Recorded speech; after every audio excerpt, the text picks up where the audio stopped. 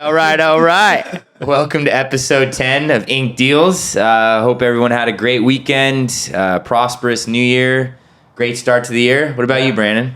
Things are good, man? Can't complain, man. Yeah, business is good, life is good. Rates are starting to come down a little bit. We have our first guest. We do have our first guest. Who is this guy? Where'd you find him? I've known him for a little while. Oh, yeah? Yeah? You guys related in some way? Maybe. Could never tell, man. Yeah. He's my brother, Nolan, with Revere Real Estate. That's true. Okay. So let's get into it. You can See kind what of he's all explain about. what you do. Okay. So you want me to... Who are you, Nolan? Intro. What do you do? How'd you get here? I work for Revere Real Estate, and we're a developer, GC, home builder.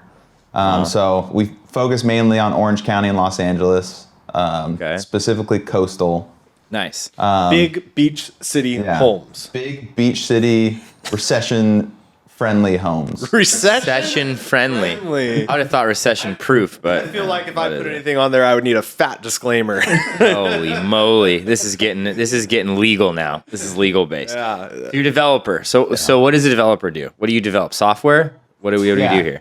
Precisely. No, so developers, as a developer, we take land or an old home or any type of real estate, and we put a new home. Typically what we do is we develop custom homes.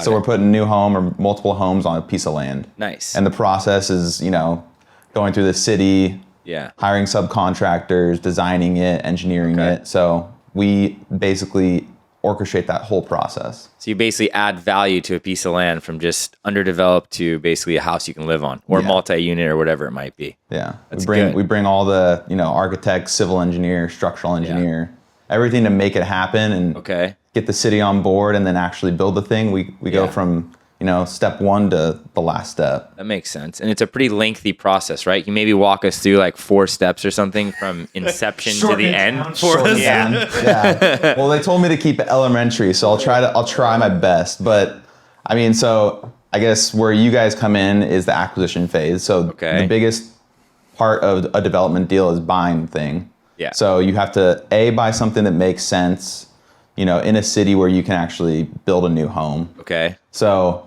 buying it, in my opinion, is probably half the battle. If you buy it wrong, you're already not going to make as much money. You're talking about like the piece of land or the home you're going to renovate, tear down. Or like an existing house, right? That you can add value to.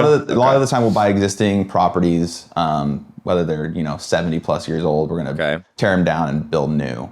Understood. So that's a lengthy process, and that's another podcast. That's another podcast in itself. But so acquisition step 1, step 2 is pre-development is what we call it. We're hiring an architect, we're designing the home. So that's, a couple months just doing that, working with a structural engineer. So they'll take the architect's plans and they'll turn it into something that, it basically tells you how to frame it, what materials you need, how to build the home. And then the civil engineer is all the dirt. So those three Makes sense. parties basically help us design and engineer what we can build. And through that process, I'm assuming, and correct me if I'm wrong, but through that process, you have to check in with the city and pull permits and ensure that what you're doing, the city is going to allow you to basically see to completion, correct? Yeah. You can't just run out and be like, I'm going to build a 4-unit multi-family building on this piece of land. The city's going to be like, wait. It's only permitted for agricultural use or single family use, therefore you cannot do that. So when you're going through that process with the city, what types of hurdles do you run into and how do you get through those objections to ensure your project will get to what you want it to be? Yeah. So I guess one thing that comes up in the acquisition part of it, when you're buying it, you want to know the zoning. So that's, the step most one, important thing. Yeah, you want to know the zoning, which basically just tells you this is what you can build, like you said, whether it's R1 or R2, R3, so it's density units per acre. So you're trying to figure out what's the most value I could add to this piece of land. And then on top of that, once you submit your plan, so you have the architectural, the structural, and the civil all buttoned up, you like the design as a developer, you send it into the city, and if it's just, a one-to-one home, they'll basically say, okay, maybe make this change on the structural or make this change on the civil because the civil has it draining to this, sewer and you need it this way. So they'll basically give their feedback, tell you what you can do, where you need to correct it, and then you go through that process, bring it back to them, and get approved. So when you go through this plan check phase, and they're basically kind of going back and forth, is that like if they want you to relocate a sewer pipe, like you just mentioned, is that like a 3 or 4 week thing just to get that one approval, or is it like pretty quick so you can start the building phase? Every city's different. I mean, some cities, I could say like Newport, after a certain point, if there's, a couple rounds of corrections, there's some things that you could do over the counter, which means you can be like, hey, we went with our engineer, we made this change, can you sign it? Okay, cool. So there's things like that that can help speed along the process, but a lot of the times, they'll basically say, hey, turn it in, we'll give it back to you in 30 days. Okay. So there's a clock that it's all standardized. Yeah. So we found our land or our, old home for that matter. We're starting to go through the different phases with the city in regards to what we're going to do to the actual project. Now we have to get the materials. So when you say GC, general contractor, are you basically not shopping out, but you have your own crew that does all the work, correct?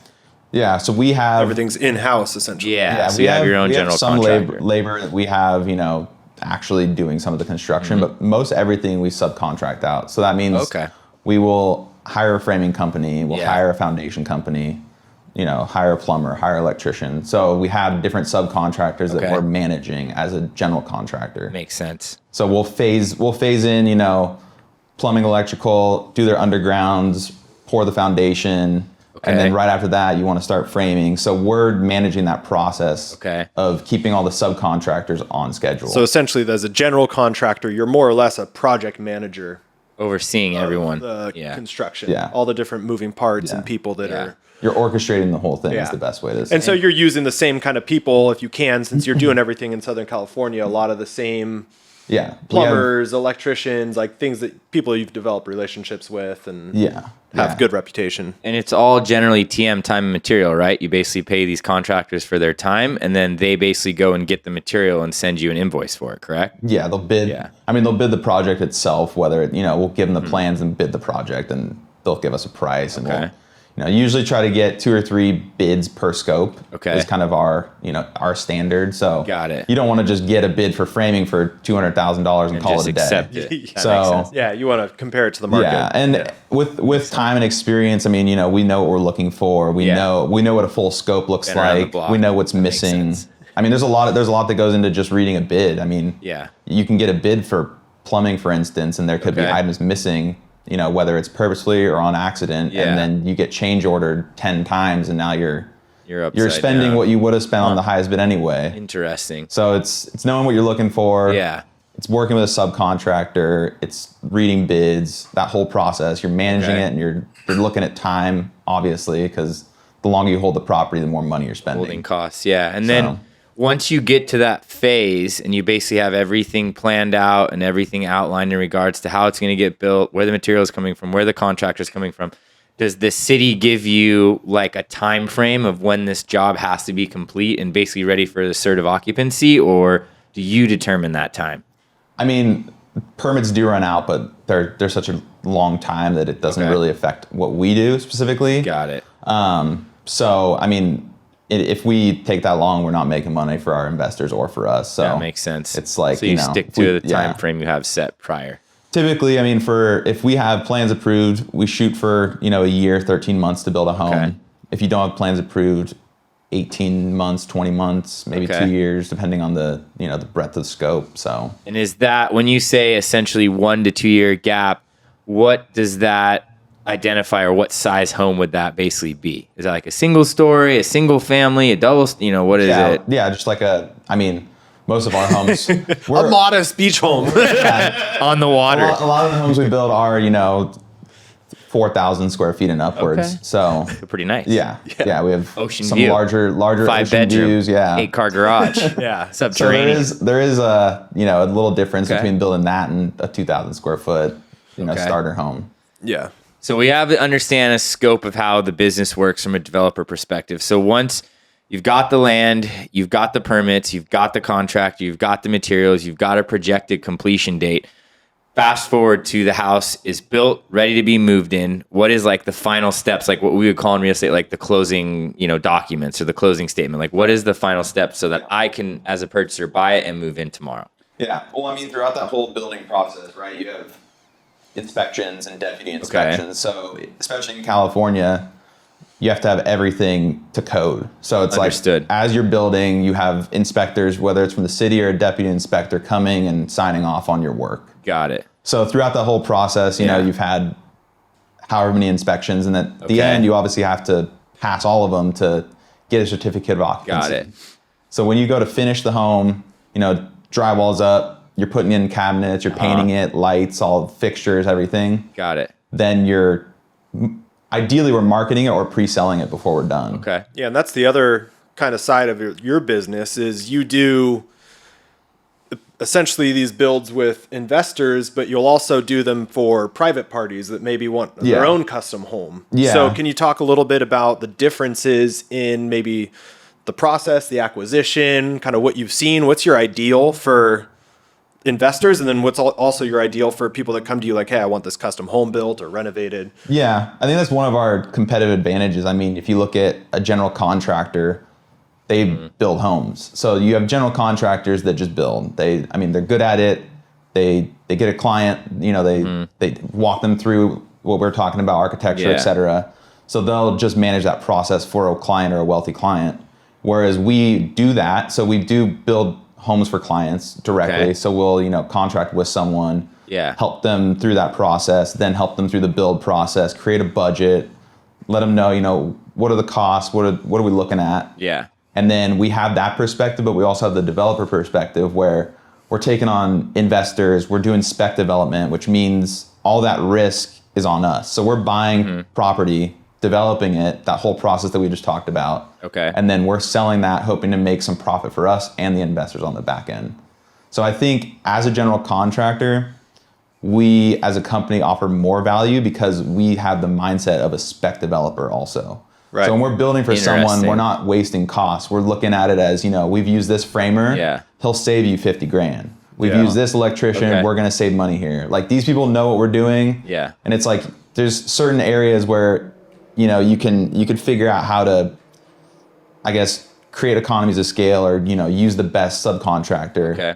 And if you think that way as a general contractor, when you're going to build a, you know, $5 million home for a client that's massive, you're not wasting any of their time or money.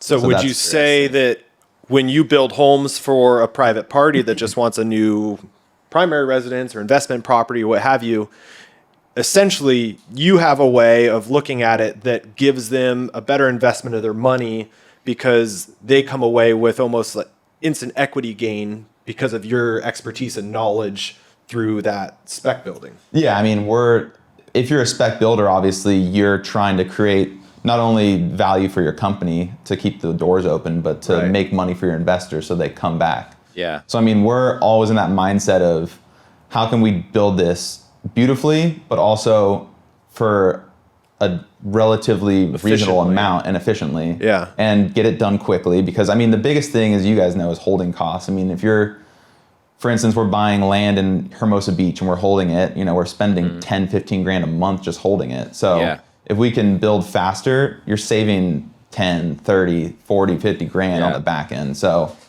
I think having both arms of the business really brings value to our custom home clients. But I guess one thing people don't realize with developers is like, I don't know, I feel like developers get bad raps because it's like, oh, they're just out there to make money. But in reality, and I've had this conversation, I mean, everyone's out there to make money. So is a home builder. Everybody. So is Lennar. Everything that you ever do, you're just trying to make money. I mean, nobody works for free. Right. And if you own a home or you want to own a home, I mean, you're gonna have to understand that somebody's making money on that, whether it's an agent, a developer, a lender. I mean, I guess that's how the world works, right? As a developer or home builder, you could just stop building and then have people build their own houses out of sticks. Yeah. Or that should work out well. It could be like teepees, and we could just go back 1,000 years. They usually just give me parts. Build the car yourself. It's like a little model. Here you go. So I think that's one of the kind of the notions that's out there is like, oh, you know, houses are so expensive because developers make so much money. And when you really look at it, I mean, houses get expensive because, I mean, our cost of build have gone up in the last few years. And it's all supply and demand, too. I mean, that's... Well, I mean, lawyers make a lot of money, too, but you don't see people fighting their own criminal cases, right? So it's all relative, I think, to the industry that you're in. But I know from a money perspective, there's obviously different types of loans that developers and home builders use to their advantages.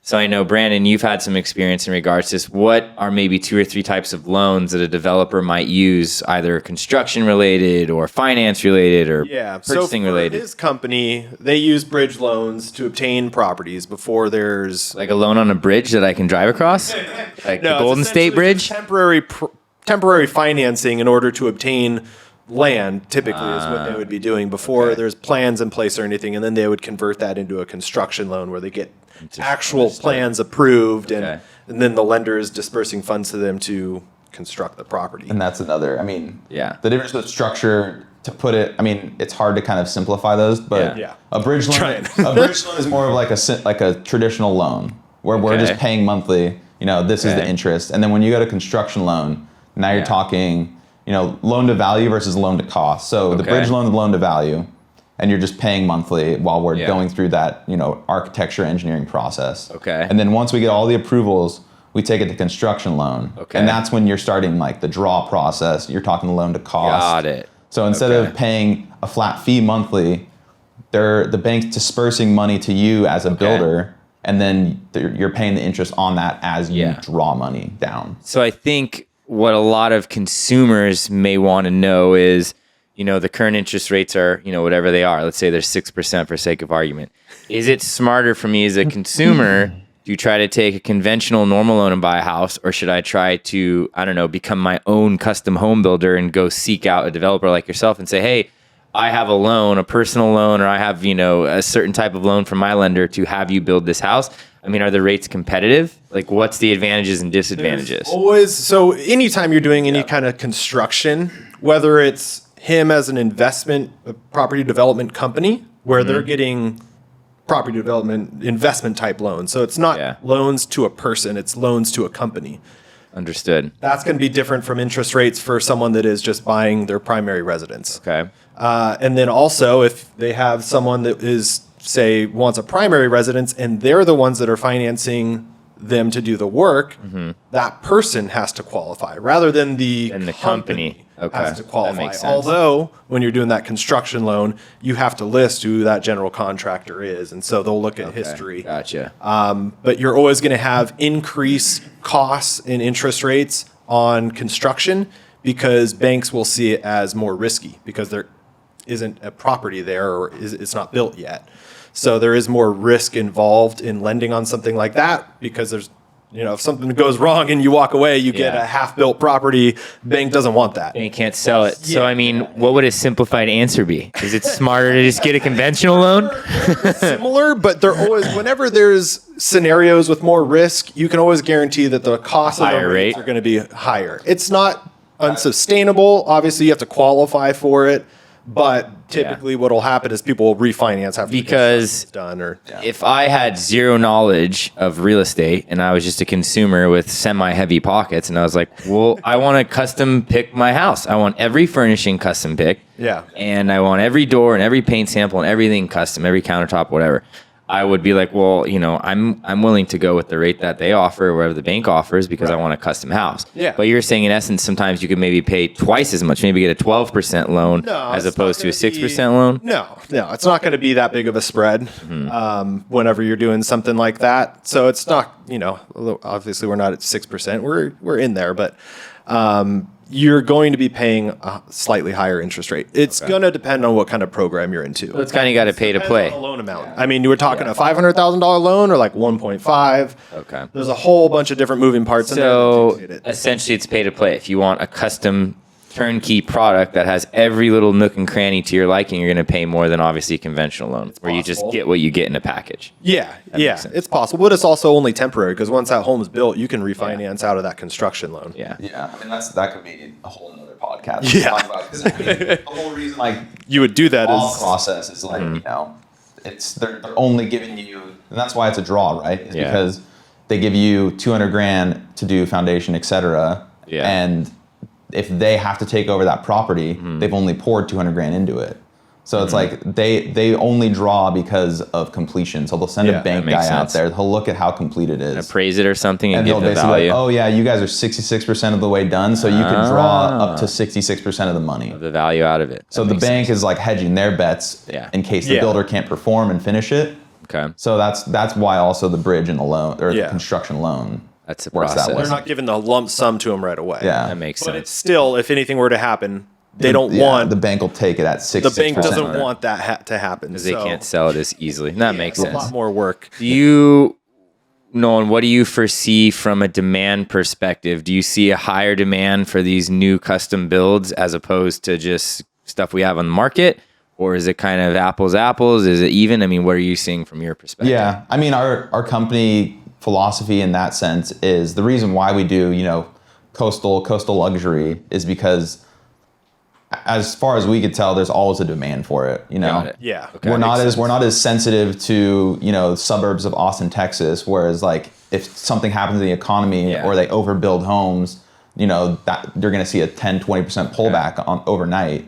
So we're building specifically because, like we said, with developers, we're taking on all that risk. We're pumping investor money, our company money, and we're taking on that risk. We want to at least be knowing that we're building in a place where, historically we've performed this well, and we're going to continue to perform that well. So I mean, that's kind of why we're building there. But I think if you're a big developer, you're playing the macro game. I mean, you're looking at every city in its own right. You're figuring out like a Lennar or someone, they have to figure out which part of a city are we building in, which cities are we building in. Makes sense. Why are we building there? Is this one growing? Is this one detracting? Yeah.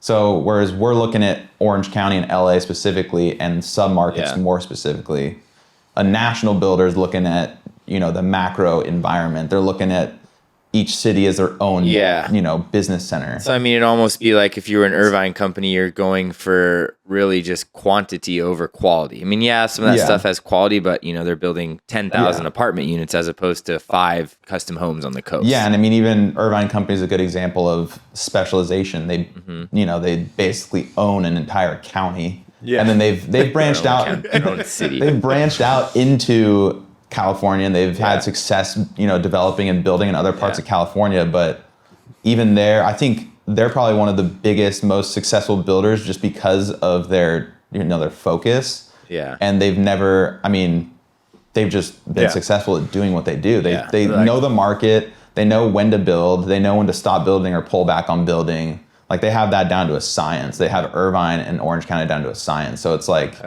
that's a good use case for a big company that's done it right, versus like I said, some of these national building companies, it's just a big production. That makes sense. Yeah. What do you say? I know there's probably a lot of agents, real estate agents that are, watching our podcast, listening to our podcast, that want to go after developers to try to sell their houses. Are most of you guys already licensed brokers, or do you guys have like in-house reps, or how does that work when it comes to the resale process? It depends. I mean, I could give use cases for specific projects. So we have a project in Laguna Niguel, 22 townhomes, luxury townhomes on Crown Valley. So a project like that, we're gonna finish in phases, and we're gonna be using agents for those units because it's how are you gonna pre-sell 22 townhomes? You're not gonna do it. So give my business card after this, Brandon. For those instances, obviously we use agents, but some other ones, and especially keeping the on a spec deal, we're keeping the investors in mind, obviously. Yeah. So it's less what we want all the time, and a lot of the times it's what's best for the investor. So, for instance, we have 2 homes in Huntington right now that we're pretty close to finishing. Those homes, we probably won't end up using an agent because we have people already coming around like, oh dang, you're 3/4 of the way done. When can I buy this home? Yeah. And that's our ideal client because, one, we get to work with them on finishes. So if a client comes in pre-buys, we can work with them on finishes and finish the home with them. And then the other side of that is we pay off the construction loan. We get our investors their money back. We know how much we made or didn't make, etc. Yeah. So it's like that's our perfect process, is to build it spec, list it kind of like, pre-sell, get a little hype around it, and then have someone actually close on it and then finish the rest of the build with us as a partner. Got it. So almost like a semi-custom. Yeah, so that's like the ideal situation for our company is that, to where we're we're doing the legwork, which the biggest part of the process and the riskiest obviously is buying the land, doing all the pre-construction, because you don't know if you're even going to be able to build until you actually get permits. Okay. So that's where all the risk comes in, and that's where all the money's made. So you got some guys out there that will just do that process, and they'll sell a piece of dirt to a builder that's been approved. Yeah, they'll sell to build on. Here's the design, here's the engineering, here's the dirt.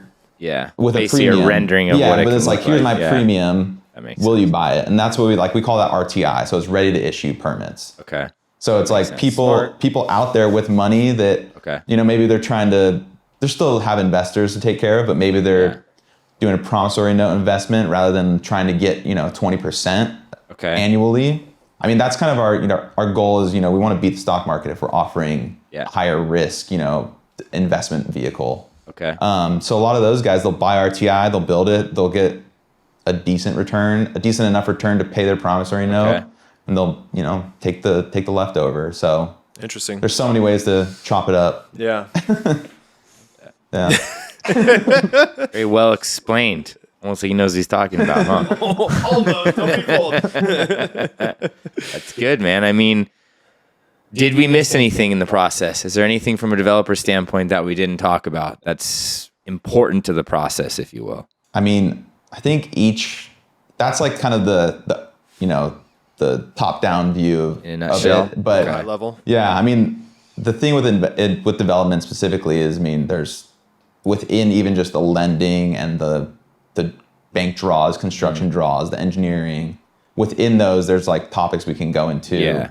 Like I could give an example where, so we worked on renovations, right? Okay. As a general contractor. And if I was going to approach someone who's like, hey, I'm going to do a large renovation. Like we're talking tearing drywall out, redoing windows. Everything. Okay. Maybe we're going to do an add-on. Yeah. So you get to a certain point of a renovation. Yeah. And the city comes in and they're like, hey, this is now a new build. Okay. Which means if your home that you're renovating isn't you've renovated too much. Yeah. So it's like, you went too far down the rabbit hole with this one, bud. You touched X% of the home. Yeah. Now you're a new build. Now we're going to start measuring your windows. Do you have enough egress? I see what you're saying. Do you have, is everything to code? Is your fireplace to code? So now you're talking. You can shoot yourself in the foot. You can shoot yourself in the foot big time with a renovation. Whereas if you are thinking of, I'm going to do X amount, $100,000 renovation versus a new build, I think having someone that you trust and that you can like walk through that process with is very important, because like I said, I mean, you can get into a renovation that costs more than a new build if you do it wrong, because you're just you're adding on, you're going back and forth with the city, you're paying your mortgage, especially if it's an old property, right? You know that, not necessarily up to code. No. So if you do too much on an old property, you could really be screwed. Yeah, everyone, because everyone always wants to like redo their bathroom or redo a freaking kitchen. It's like, oh, if you do the kitchen and the bathroom, you got to do the entire house. Yeah. Because now it's a full new build. That's very important, because I think a lot of our listeners, when they have maybe a little bit of an older house and they want to do some upkeep or whatever, make it a little bit more desirable. We looked at that one deal too, that one with the foundation issues. Down to the studs and the foundation was shot. I remember going to that deal in Newport where it's like they bought it, they started working on it, and then they got to this issue with the foundation where it's cracked. Yeah. There's, they have a crawl space for something, like it was just a mess, and it's like, okay, instead of just going step one, we're going to just look at it for a day, start over, throw the whole thing out and rebuild. They tried to save it and then they lost the property. So it's like, there's those you see those situations all the time with inexperienced builders. And I mean, flippers a lot of the time get into that if they don't have a GC they trust. So I think that's kind of a dangerous game to play when you're like talking new build versus that game. Renovation. Yeah. I mean, I personally, looking at the numbers, looking at, how we look at properties and projects, I prefer what we do versus, trying to make a quick buck, which can turn into a nightmare. Yeah. Like that game can turn into a nightmare fast. More risk for less reward. Yeah. Essentially. Makes sense. Yeah. Yeah. Good. It's important stuff. A whole nother podcast. So we get into the investment side. Tearing down houses. There's a lot of tangents on, that's the thing about development and general contracting in general. There's a lot of like, how much in depth do you want to go on that? There's a lot of tangents that we've just touched on today. So I think I think there's so many things that we can go off of, but the biggest thing to realize is, again, when you're buying a new home, you're buying something that it's going to hold its value more than an old home. You're buying something new. So you're getting something that's up to code, it's warranted. So, I mean, builders in California, you got, 10-year warranty essentially. So you got warranties for a year on fit and finish, and they're covered basically. You're not buying something and then just like, okay, my house slid away, like I'm screwed. So I think that's important to look at when you're thinking of buying a home. I mean, there's a lot of things to consider that's your realm of things, helping people buy homes. So it's like, understand the process. There's so many things to consider. We've done meetings with agents. We did a summit last year where we talk about that. And I think the biggest thing is agents need to understand the development process and what goes into it, because I think there's just so much in it that they don't consider. And that would help you be a better agent if you kind of like knew that process to guide clients. So like I agree. I think you need to work in construction or engineering or something prior to being a real estate agent. Yeah, very then similar you know, to the path what I you're took. talking So about. you know what permits, what building codes are, and zoning and stuff. Because a lot of people just think, oh, well, I saw a building that looked vacant and I want to run a restaurant out of it, and I'm going to go in. Like, there's no FF&E, there's no black iron. zoning, Like, can you even, is a grease trap? Like, they don't know that. They just assume we're just going to bulldoze it. Or just build. Yeah, I'm putting a kitchen inside there and we got a Del Taco, baby. And it's like, what? Well, that's the other thing too. It's like a whole nother topic is you can buy something so we have a project in Dana Point where we bought it, and the family that owned it didn't know that it was R7 zoning, which meant I remember that deal. Yeah. Half an acre of land, you could build 3.5 units, which means you could put 3 homes on it. Yeah. I mean, we bought this thing way under market value because their agent didn't do the research. Yeah. So that family that sold it lost out on, I don't even want to know how much money, but essentially we, with our agent, knew what to look for. He helped us look at that process and was like, we got title report on it. We saw that it was zoned for R7. Yeah. Literally the day that I found it, we put an offer in that day, and we were in escrow a day or two later. Beautiful. Nice. And then, people came back. We were in escrow still, and people came back and were trying to give us $500,000, $750,000 more than we bought it for.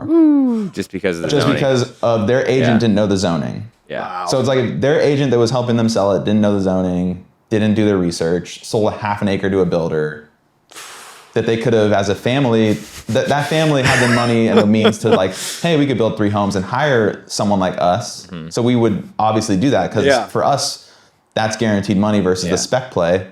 But if you have that opportunity, you have to take it. Wow. That makes sense. Yeah. So that's another topic in Knowledge itself. is power, right? Reading title reports is super important. Knowing building is super important. I mean, those are things that people don't do. I mean, especially people that are inexperienced. They just jump into something. Like you said, they see 4 walls and they're like, I could do this. And it's never the case. Never the case. No, you got to do your research. That's good, man. Well, I mean, a lot of information. I think there's definitely a lot here for people to digest and understand. Good stuff. I think if you have questions, reach out to one of us and we'll help. I mean, the development process is very, very unique. And I think every type of development is different and has different hurdles that you have to get past and you have to get through. A lot of them, take time and consideration from the city and from building and zoning codes and all these other things to ensure that whatever project you're going to accomplish is done right, and you don't run into a snafu similar to what that individual did. And that guy probably hates his agent. He's like, "You just lost me $1 million." They never see this podcast. What do they do? And they call us. Even the home that one. Well, hopefully the agent sees this podcast. The home that had the crack foundation. It's like, who's going to buy that? So now Someone did buy it, by the way. Yeah, somebody did buy it. They didn't sell it. It becomes their problem, and then it's at that chain. And I'm glad we didn't move forward with that.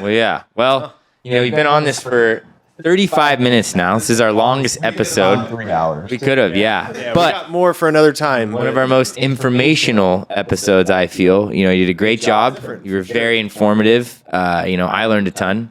And I think that, anyone out there who cares about this podcast is probably going to be like, whoa. Yeah, anyone that wants to build a home or invest. Investing, Yeah, I mean, you guys want investors? We're growing like crazy, and always thinking investors.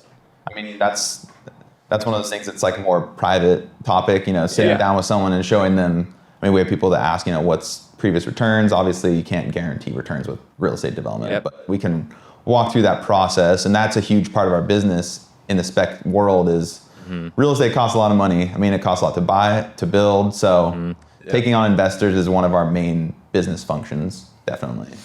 Perfect. Well, we'll tag you, make sure that they can reach you if they find you via the podcast. Yeah. We appreciate you, Nolan. Thank you for giving us some time today. Thank you. Definitely want to Until next time, people. Yeah. We'll talk to you soon. Signing out.